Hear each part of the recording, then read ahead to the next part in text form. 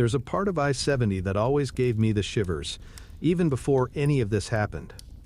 Not because of anything supernatural, just the sheer, stark beauty of it. Somewhere between Vail and the Eisenhower Tunnel, the mountains rise like teeth, and the sky leans so close it feels like you could reach up and scrape your knuckles on the stars. It's the kind of place that makes you feel small, in that old, primitive way. I was riding shotgun in a rented SUV, a silver Tahoe that smelled faintly of citrus cleaner and wet dog. We were headed west from Denver, 3 of us packed in with snowboards, thermoses, and layers of fleece and polyester. Kevin was driving. Becca sat behind me, cradling a bag of trail mix like it might come alive if she let go. We were all city kids trying hard to feel like mountaineers, lured by powder forecasts and discount lift tickets. We didn't belong there. Not really. The plan was to spend the weekend at a cheap Airbnb near Silverthorne. 2 nights, 3 days of snow, and enough craft beer to make us feel like we were living someone else's lifestyle. Kevin had been checking weather reports obsessively for days, practically giddy when the alerts turned orange. Heavy snow, low visibility, avalanche warning in effect for elevations above 9,000 feet. I should have known then. We passed a sign near Copper Mountain, chains required, next 20 miles. Kevin grinned, like we were being inducted into some secret club. "We'll be fine," he said. "These tires are beasts." An hour later we weren't fine. The snow thickened. At first, it fell in soft diagonals, painting everything in a kind of hush. But then the wind picked up, slamming the flakes sideways. Visibility dropped to less than 50 feet. Kevin slowed to a crawl, and even then the SUV felt like it was skating rather than driving. Snowbanks rose on either side of the road, taller than the vehicle, forming a narrow corridor that felt more like a chute. "This looks bad," Becca muttered from the back. Her voice sounded far away, as if we were already deep underground. Kevin said nothing. We were just past 10 Mile Canyon when it happened. I didn't see it. None of us did, really. There was just a sound, a low, heavy cracking, like God snapping a sheet of ice the size of a football field. Then the road behind us vanished. The white wall came down fast and full, swallowing the tail of the Tahoe, then the rear wheels. We felt the whole vehicle lurch, spin slightly, and then slide backward, like the mountain had taken hold of us by the spine. Kevin screamed something. The windshield went white. For a second I thought we were buried completely, that we were going to suffocate under all that snow. But we didn't. The avalanche had pushed us, not crushed us. When it stopped, the Tahoe tilted at an angle, nose down in a snowbank. Half the back window shattered. I was the first to speak. "Everyone okay?" Groans. Becca coughing. Kevin breathing hard like he'd been holding it the whole time. The SUV was stuck. Doors jammed. We kicked until we got the passenger side open, barely, and squeezed out into the storm. The wind was shrieking like it had something to prove. I couldn't feel my face within seconds. Snow blew sideways in dry sheets, erasing our footprints before we took the next step. Kevin looked up and said, "There, that ridge. Something's there." It was more instinct than reason that pulled us toward it. About 200 yards uphill, partially hidden behind a cluster of rock and pine, was a dark mouth in the mountain. A tunnel. We pushed through knee-high drifts, skin raw, lungs ragged. My thighs burned. Becca stumbled once and I caught her by the arm. She didn't say thank you. We reached the entrance just as the last light was leaving the sky. The tunnel wasn't on any of our maps. No signage, no warning. Just a semicircular arch of dark old stone, wide enough for a single rail car, a railway tunnel. Abandoned, it seemed. But inside, it wasn't dark. The light wasn't bright exactly, but it glowed, a diffuse amber that seemed to come from nowhere and everywhere at once. The snow stopped just beyond the threshold, and the warmth hit like a breath-thick, almost humid, the way it feels stepping into a greenhouse. Becca stood beside me, her lips cracked and blue. She squinted into the light and said, "Do you smell that?" I did. A smell like cedarwood and dust, like old paper and warm metal. like time itself had settled there and gone soft. We stepped inside. The snowstorm was immediately muffled behind us, like someone closing a door on the world. And then we heard the voice. "Thought you'd never make it." It echoed, not from the tunnel, but from somewhere close. We turned. Someone was waiting for us. He was already sitting when we turned, cross-legged in the middle of the tunnel, like he'd been waiting hours, or maybe days. He looked about 40, clean-shaven with weather-roughened skin, wearing what looked like an old railroad worker's uniform, heavy canvas jacket, black boots crusted with dried dirt, and gloves with the fingertips worn through. "I was hoping it'd be more of you," he said. None of us spoke. Kevin stepped slightly in front of me and Becca, half blocking the man's line of sight. His breath fogged the air, but the strangers didn't. What is this place?" Kevin asked. His voice cracked with cold and confusion. The man smiled, not cruelly, just knowingly. "Shelter," he said. "For now." That phrase rattled in my skull. For now. It should have sounded comforting. It didn't. The man gestured around the tunnel, which, strangely, wasn't a tunnel in the usual sense. It didn't extend straight through the mountain. Just 10 or 15 feet past him, it ended in a solid wall of granite and rusted iron. A dead end. Yet the space was warm and softly lit and dry in a way the outside world had forgotten. I stepped forward, trying to shake the numb from my fingertips. The walls were brick, not stone, not concrete, but the kind of old, fired red brick that crumbled if you pressed too hard. And there were sconces, not electric ones. Iron, holding small, flickering flames like gaslight, but without the hiss or scent. Just the gentle burn of fire without fuel. "Where does this lead?" I asked. The man's smile didn't waver. "You've already arrived." Becca muttered, "Screw this," and turned to leave, but when she reached the mouth of the tunnel, she stopped dead. Snow. Everywhere. But it wasn't falling anymore.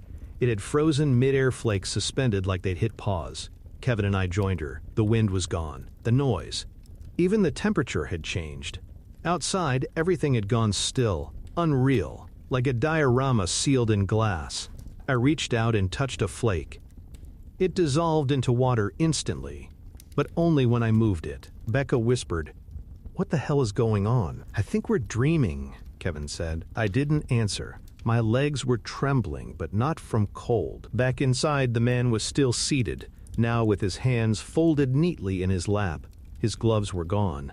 His fingertips were dirty, the nails black. They looked burned. He tilted his head. "You're not the first," he said, "but you might be the last." Kevin asked, "Last what?" The man blinked slowly, as if the answer was obvious. "Travelers." I suddenly felt the weight of the air. Heavy, not just warm, but close, like the tunnel had shrunk while we weren't looking. My chest tightened. I took a step back. The light behind the man. Was it getting dimmer? "We need to go," I said, but the words tasted thick in my mouth. Kevin was still staring at the stranger, trying to figure him out like a math problem. "What's your name?" The man stood. Not abruptly, just rose as if summoned.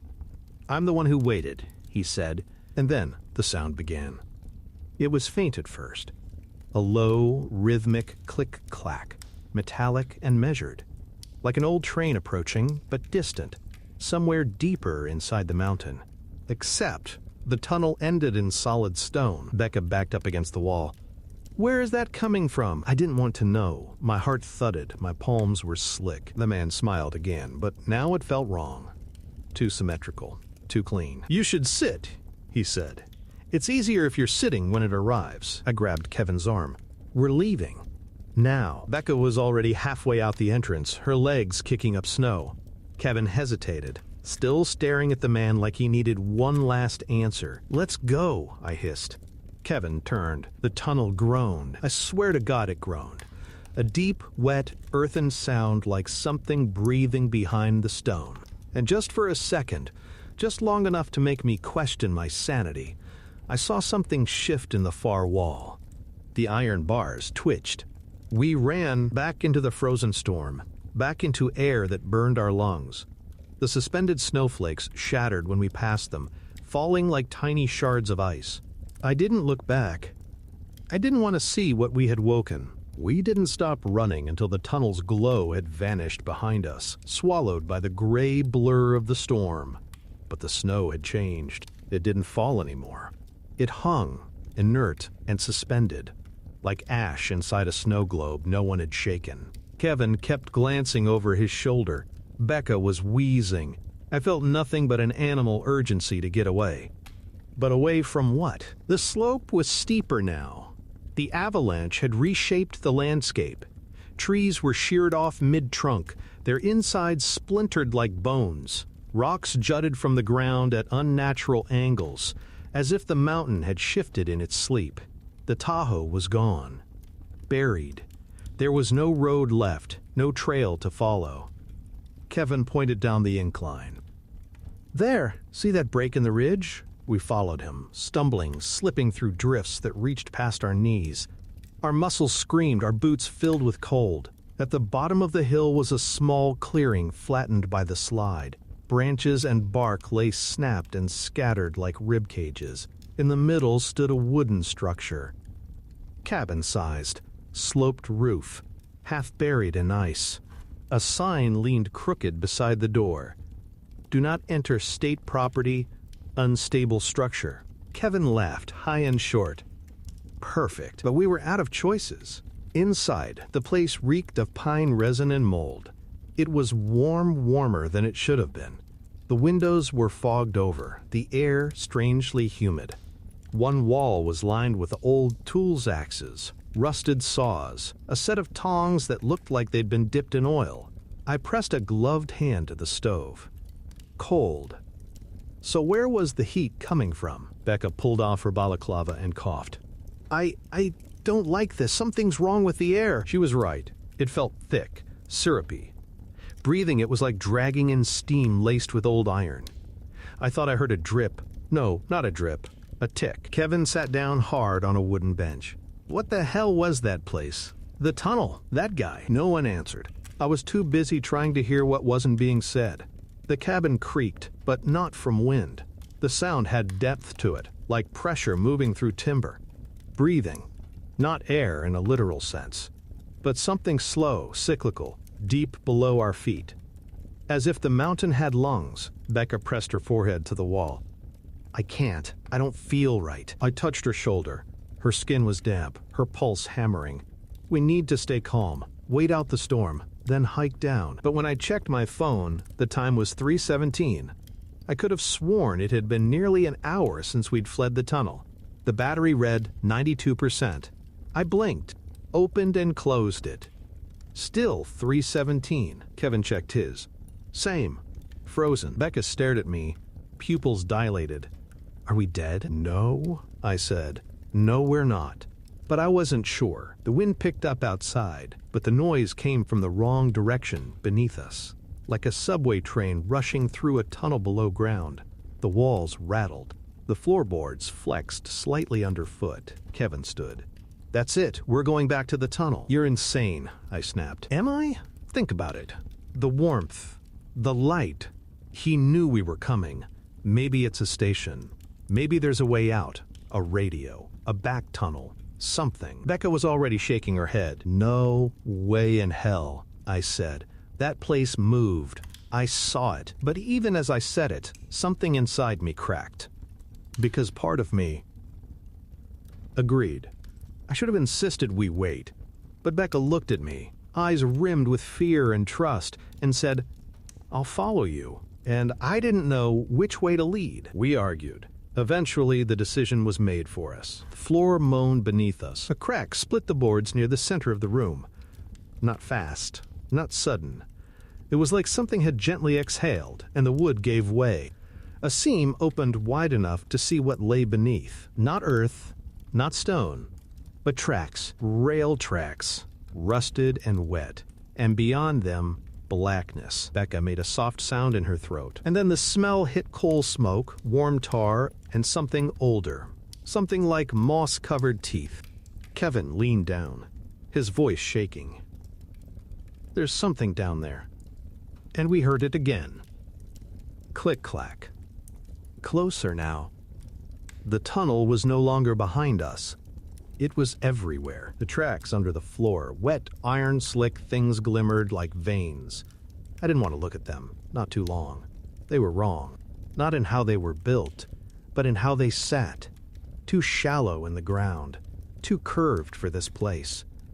They shimmered subtly, as if they weren't fully there. Kevin knelt by the opening and ran a finger along one of the rails. His hand came away red, not with rust, with something fresh. Becca started crying, softly at first, then real sobs. She turned and shoved her face into the crook of her elbow, like she could push the sounds away. I watched her shoulders quake and felt useless. Kevin looked up. I think we should follow it. I stared at him like he'd grown another mouth. Into the floor? There's a ladder, look. He was right. The jagged break in the boards wasn't accidental. It was hinged. A square, hatch-like trap door. Below, nailed to the side of a dark shaft, was an iron ladder-old, pitted with age but solid. I don't know what convinced me. Maybe it was the silence above. Maybe the idea that nothing up here was going to explain itself. Or maybe something deeper, a pull, like a faint tug behind the ribs, whispering that what we were seeing was only the skin of it. That the truth lived beneath. Kevin climbed first. I followed. Becca came last. The ladder led down maybe 20 feet before depositing us onto a narrow walkway alongside the tracks. The walls were rough-hewn stone. Black water beaded on the ceiling and dripped at steady intervals into small puddles. The air was warm, yes, but stale, like it had been breathed too many times. There were no lights, but we could see. Dimly. As though the tunnel itself was emitting its own low glow. Kevin stepped onto the tracks and listened. Can you hear that? We all could. Click-clack. Click-clack. A train. But no vibrations. No rush of air. Just the sound. Becca whispered, "It's getting louder." The tunnel curved slightly ahead. I stepped toward it, slow, tentative, and something new came into view. A shape on the tracks. Small. Still. A lantern. It burned without flame, casting that same amber light from before. Beside it lay a suitcase, half opened, its contents spilled in neat piles. Gloves. A book. An old metal watch, ticking in rhythm with the phantom sound. Kevin approached. Is this his? The man from before? I didn't answer. My stomach had dropped out, because next to the suitcase was a shoe, a single boot, caked in mud. And beyond that, something else. Fingers. Just fingers, 4 of them, laid out side by side like chalk markings. They weren't fresh. The skin was dry, pale as wax. Each nail was perfectly intact. Becca gasped and turned away, retching into the stone. I felt a pressure then. A presence. Ahead, the tunnel yawned wider, like a throat about to swallow. The sound had changed.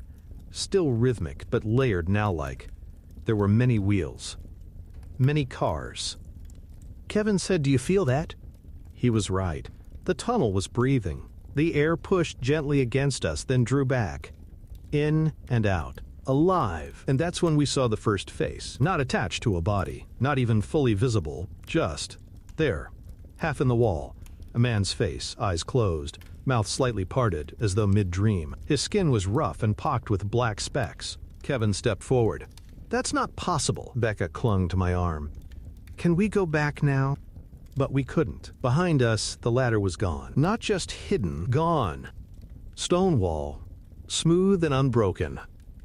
Kevin pounded his fists against it. It was here. It was right here. Becca started to scream. I slapped my hand over her mouth, not out of cruelty, but instinct. Because the sound was so close now, I could feel it inside my bones. Something was coming. Something enormous. From the dark ahead, a light blinked once, like an eye-opening. And then again, and then motion, not fast, not even linear, but crawling, like a glacier made of bone and steel. The walls began to shiver. The tracks moaned. And all at once I knew. This wasn't a tunnel, it was a mouth. And the thing that lived here didn't run on coal or steam. It ran on passage. It ran on us. Kevin grabbed my shoulder. We run. I didn't answer. We were already sprinting. We ran. I didn't know where the strength came from. My legs felt like hollow sticks. My lungs burned like paper, but I ran. Behind me, Becca gasped like someone drowning, and Kevin's boots pounded the wet stone in uneven bursts. The tunnel stretched on, and changed. The walls bled into shadows that pulsed in and out like heartbeats.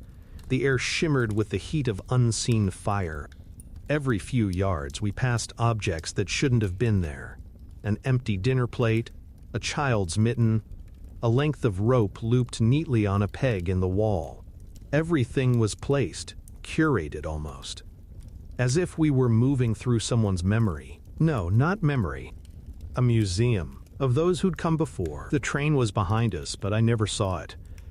Just the sound closer now, impossibly loud, the shriek of rusted wheels, the crushing rhythm of something too old to die. Click-clack, click-clack, click-clack. I turned a corner and stopped dead. A room, not part of the tunnel, a room, carved into the side, square and clean, walls of red brick, and a single wooden door at the far end. In the middle sat a desk, and at that desk sat the man from earlier. The one who had been waiting. He looked up. "You should have stayed," he said. Becca screamed. Kevin grabbed my wrist and yanked me forward, but I couldn't take my eyes off the man. He wasn't sitting anymore. He was unfolding, limb by limb, rising without effort, and the light around him flickered like a projector reel catching on damaged film. "You can't leave," he said. "There's no after here, just the loop." I took a step back. It took one forward. Becca collapsed.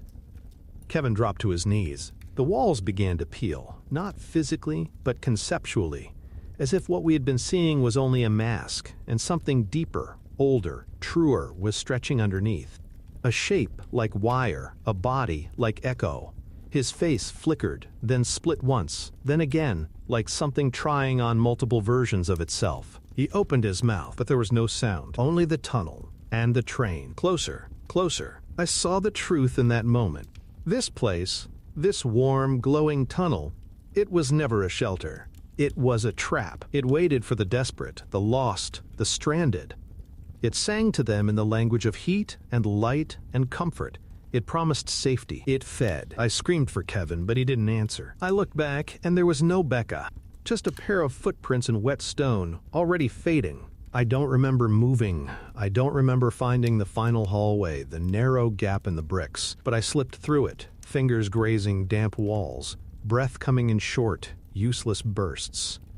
The world spun. The sound of the train crescendoed, blinding, deafening, inhuman. And then, a door. Wooden. Old. Slightly ajar. I shoved through it and fell forward into snow. Real snow. Cold, wet, alive. A mountainside. Air punched into my lungs like a slap. The wind howled. The sky was pink with dawn. The avalanche had settled, silent now, blanketing everything in a skin of white. Behind me, the door stood open for a breath, and then it vanished, like it had never been there at all. I stumbled, crawled, shouted until my throat tore. Hours passed, or maybe minutes, before I was found. A rescue crew, bright jackets and kind eyes, loaded me into a sled and asked 1,000 questions I couldn't answer. I told them I'd been trapped, that my friends were buried. That's what they wrote in the report. Avalanche victim, minor exposure, 1 survivor. But I know what I saw. Kevin's pack was found weeks later, halfway down the slope, with no sign of him. Becca's phone turned up months after that, unlocked. Battery still at 17%. There was a single photo in the gallery, a blurry image of bricks, faint amber light, and something like a face in the corner. It doesn't look like the man. Not exactly. It looks like me. Sometimes, when the house is too quiet and the night too still, I hear it again. Faint, rhythmic. Click-clack. I don't go to the mountains anymore. I don't sleep without a light on. And I never, ever trust a place that feels too warm in winter. The tunnel is gone. But the waiting never ends.